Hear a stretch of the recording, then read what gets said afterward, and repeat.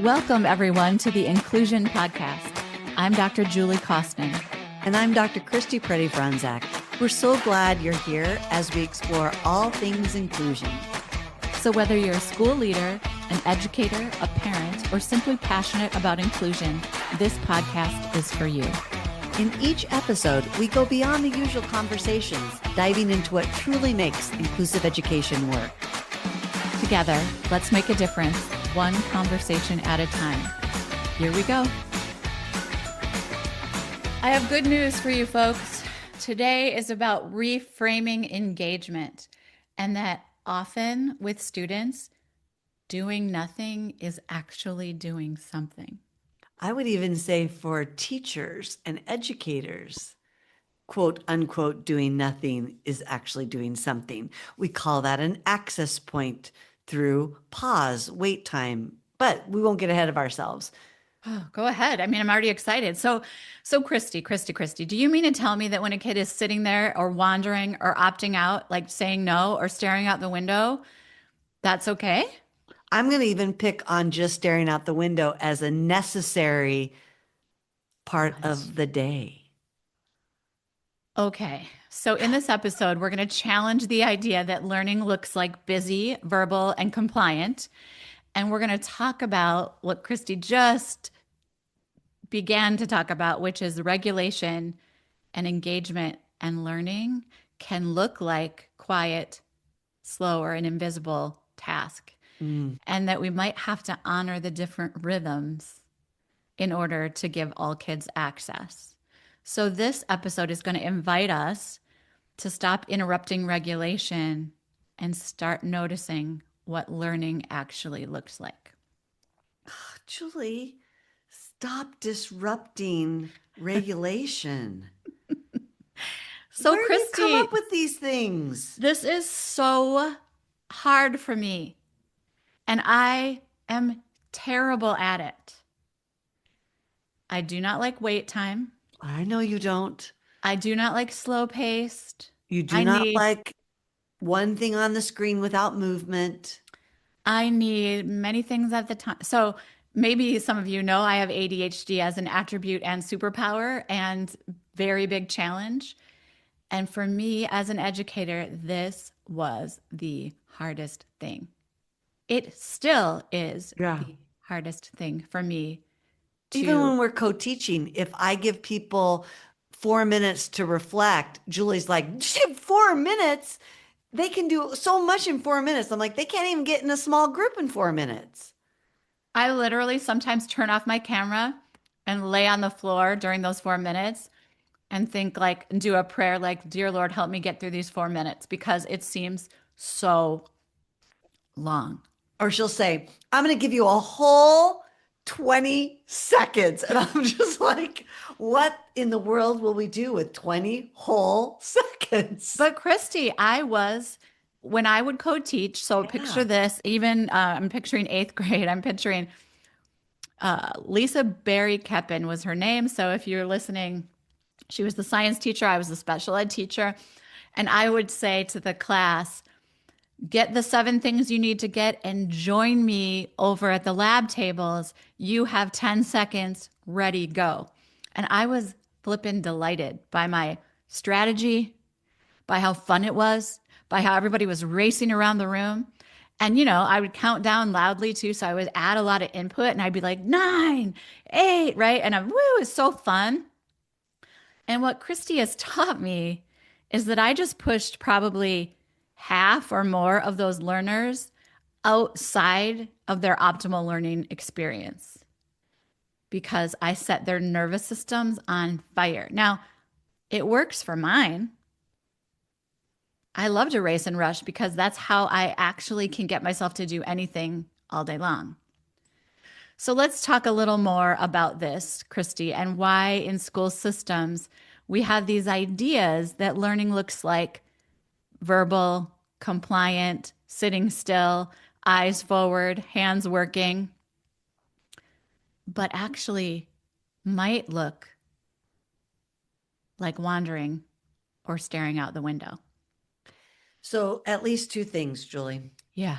when you first said why we think that, I thought you were inviting me to talk about the white dominant culture and Mm. our obsession with those things. And then I noticed it was more of a rhetorical to Oh, say learning can look like other things. But may I just say, for the record, mm, the why we prioritize the compliance, the eyes on me, the traditional way of looking is really from a colonial white dominant culture that has a very narrow view of learning.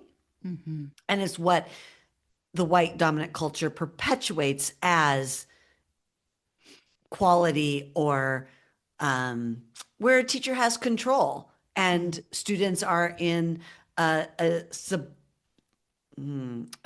dominated role, but I can't think of the word. Anyway, hmm subservient or yeah. something, hmm because that's like the value of the white dominant culture. So that aside, if Okay. we use a brain-based lens, or let me just use a reality lens. I'm one adult and I have 25 kids.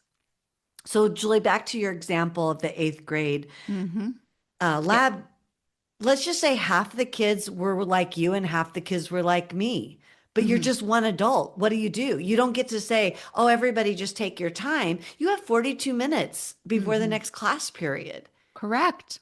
And some people need that to be motivated to do the lab experiment. So, what do Correct. you do when you have all these different nervous systems plus yours? Okay. I'm going to give an answer to it. And Okay. you might have not even wanted an answer, but I'm going to say these are the 7 items required for this lab. And they're in a visual form. I've explained them, I've shown them. And I say, you can come to the lab table in 10 seconds, or you can come to the lab table. You can take as long as 3 minutes, whatever you prefer, go.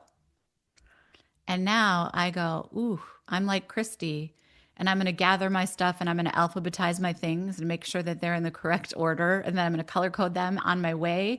And then I'm going to be the most prepared student at the lab that ever was or will be. Did you see me sit up straighter? Yeah, you're excited. I know. And for me, I'm going to race all around the room in a harried way.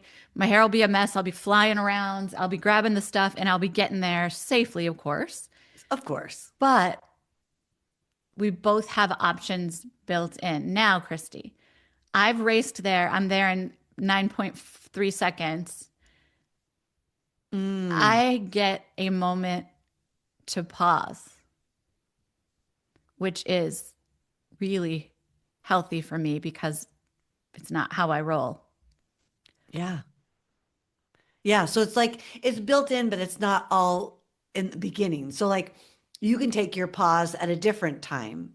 So Yeah. it's like everybody doesn't have to be ready and everybody doesn't have to be ready to pause. Everybody doesn't have to be ready to nap. Like you've got this like little window where Mhm. people can learn to self-regulate and bring themselves down from the running around or Mm. gear themselves up for the activity, whatever they might need.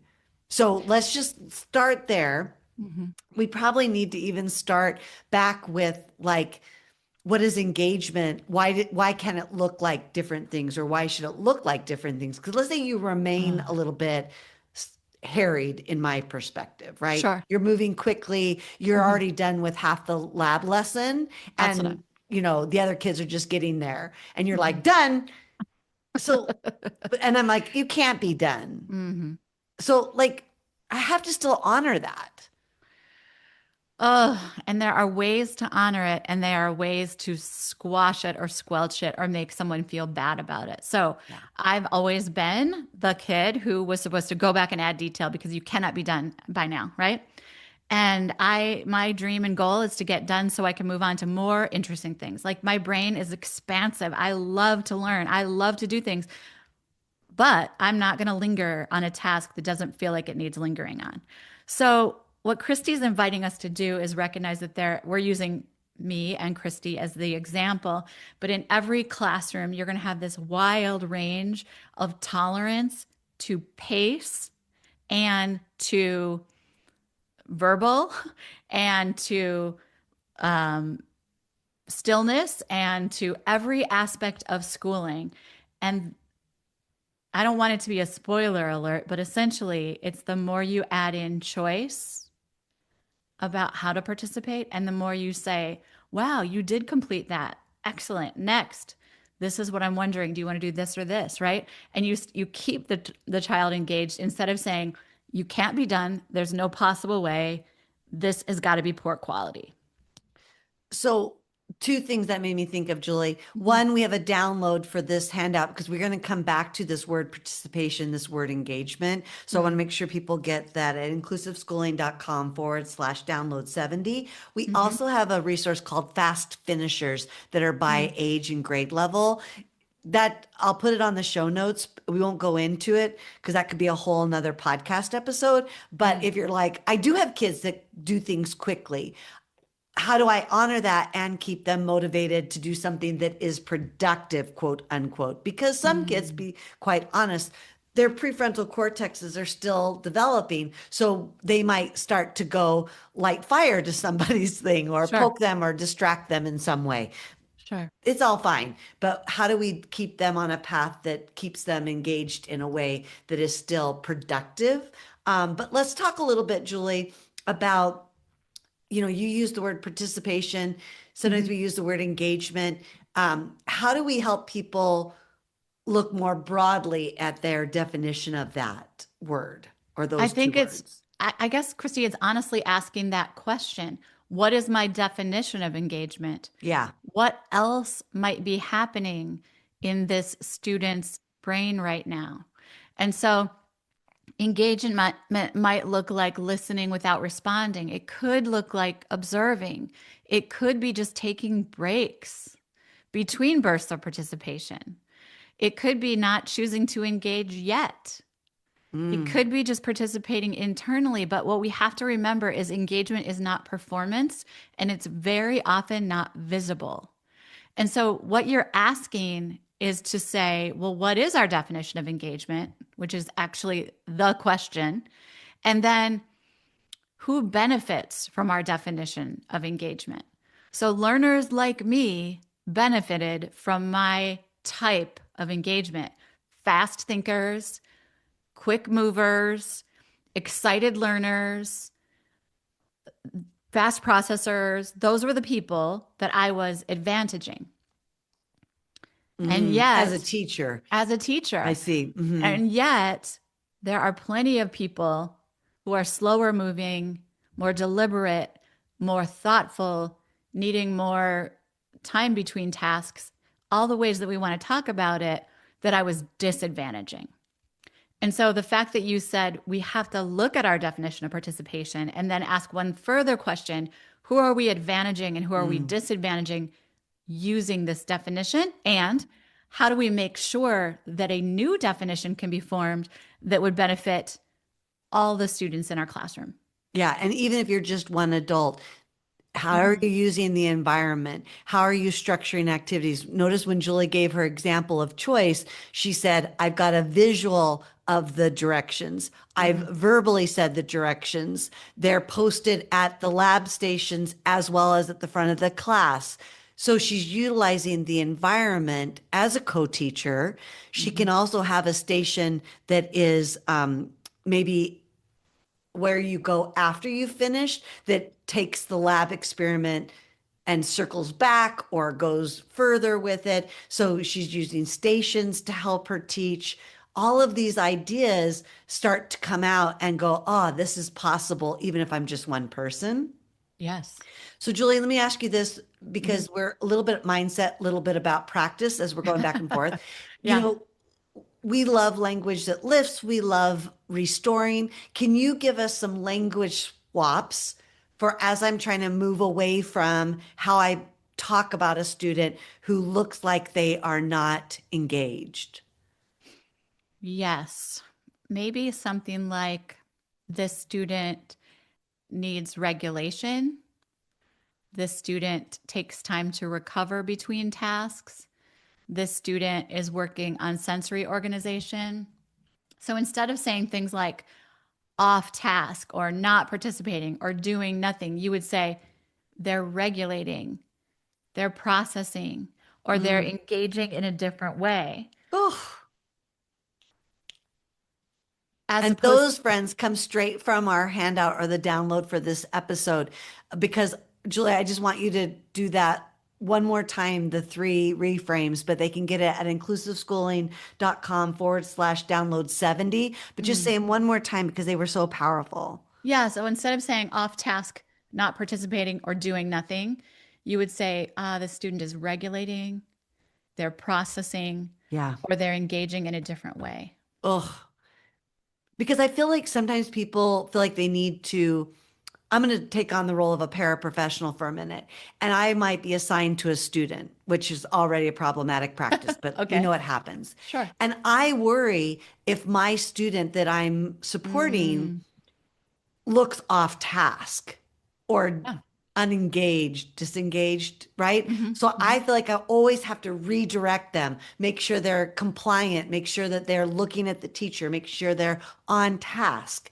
So this would Mm. be very freeing for me to be able to talk to my other adults in the room and my other team members saying, sometimes this child is actually processing the information or they're just regulating their system.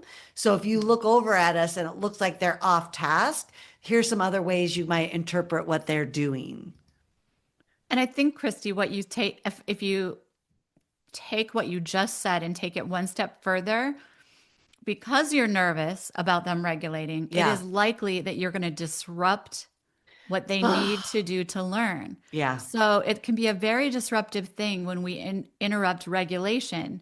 And we're doing so because it makes us more comfortable. Yeah. But in the reality, when adults interrupt quiet moments, we probably are making their nervous system more dysregulated. We're probably making them more confused. We're also communicating mistrust, which I think Mm. is so powerful. Mm. Mistrust, I just almost want to cry right here I do too. because even going back to my example of myself as a student, Yeah. every time I turned something in faster than the teacher could have imagined it to be Yeah. done, the look on their face was, I doubt it. Or Julie, the opposite, like, why does it take you so long? Oh, the opposite is why does it Right? take you so Like long? that's the message I got was like, Yes, that task shouldn't have taken that long. Are you slow? Quote yes, unquote. yes, yes. And it communicates that this human doesn't know their own regulatory system well enough and that there is a value being placed on being Yeah. fast or slow, loud or quiet, da da da da da. Yep. And all of those things do the opposite of supporting learning when we really want to say to students, "Ooh, I love that you took that time, Christy, to get that organized and Oh, together. And it's just like, I can see that this feels really important to you." I can't imagine if somebody would have said that to me. Yeah, Or what if someone said to you, Julie, like, you're amazing how fast you can process and do these things. I'm so excited that you're learning even more than I had planned. right. And Christy, you're the only person in my whole life that's ever said it because you've noticed it that I can process really Oh, fast. And yeah. and so I always am like, Christy, give the example of how fast I'm at processing because I love to hear it. Well, I'm sure you do because I was that person in your life too. I was like, Julie, you did not read all that. And she'd Hmm. be like, do you want me to tell you what it said? And I'd be like, yeah. And then Hmm. she would. And I'd be like, oh, Yeah. okay. Yeah. But like, do you really understand it? Like, I wanted to doubt her. Right. Right. And it's just like what we have to do is not just expect and not just tolerate, but actually celebrate and support the ranges of learners in every single classroom and making sure that our definitions of things like engagement and learning aren't limiting some students and advantaging others, but we're widening what we're seeing and saying as engagement and learning. And that's really kind of the whole thing in this podcast is that we might have to reset for our listeners every time we might say something like, why isn't this student engaged? And we might instead ask, what might be happening internally right now? Because that shift is going to change everything in the way that you look at and evaluate your students. Well, and Julie, I know we're getting a little long-winded in this one, but I'm going to take that, what you just said, a little further. Like, I love those invitations to ask those questions and to be curious. Yeah. I'm also going to say, as we're learning more and more about the brain, if you look at some of the work of neuroscientists, people know that we follow the work of Dan Siegel quite extensively, or we resonate with it, and our own work aligns. He talks about a healthy mind platter. And so, like, Yes. I'm not just asking these questions just out of curiosity or to be kind, but it's actually to look at this healthy mind platter. And he makes an argument that there are these 7 different times that a body needs, like focus time, fine, Mm-hmm. physical time, connecting time. People go, sure, sure, sure. But one of the times is downtime. Mm. And I would say kids with disabilities, when you said, who am I advantaging and who I'm not? I would say Mm-hmm. those outliers. And you and Yes. I, diagnosis or not, Mm-hmm. we're some of those outliers in terms of our processing Mm-hmm. time. Mm-hmm. And so, was downtime valued in our families, in our communities, in our schools, in our after school programs? Didn't matter where, again, because of the white dominant culture. But a downtime is non focused. The aim is not to have a goal other than relaxing and recharging the system, reducing the negative impact that all of those stressors had. It's called daydreaming, open ended play, exploration, being curious, right? No bombardment. Even when you, Julie, are moving quickly, there's another side to you Mm-hmm. that needs absolute either really zoned in on something or zoned out, right? Like watching Mm-hmm. some sort of documentary or Mm-hmm. some sort of housewife show or whatever, right? Right. But so it doesn't mean you always need, your Mm-hmm. body also needs that downtime. You need time to like turn inward or zone out or space off. And I think so many of our kids with disabilities have IEP, specially designed minutes, and we have a para, and we have this person coming in to work with us. There's no time to just zone out. Because we have on task time on our Right. IEP and someone's Right. taking data on it. So I better look like I'm learning all the time. And I mean, Christy, you're describing something that took me until I was an adult to realize that my body will take downtime after I pushed it too far in a way Yeah. that it's not expected or planned, meaning I fall face first into bed and that's how I stay for a while. And we've got to help kids learn that daydreaming and those beautiful moments of doing nothing can actually be pretty magical. Mm. So today we just want to thank you for joining us and beginning this discussion around accepting different types of engagement, accepting who gets to belong and widening that in new ways. And I just want to say thanks for slowing down with us today because we often rush through these podcasts. And today we're doing it a little slower. So thank you. Thank you for tuning in, and don't forget to subscribe and catch up on past episodes where we share valuable insights, straight talk, and practical steps to challenge outdated special education practices. You can find every episode with the show notes at inclusiveschooling.com/inclusion-podcast to build more inclusive schools together.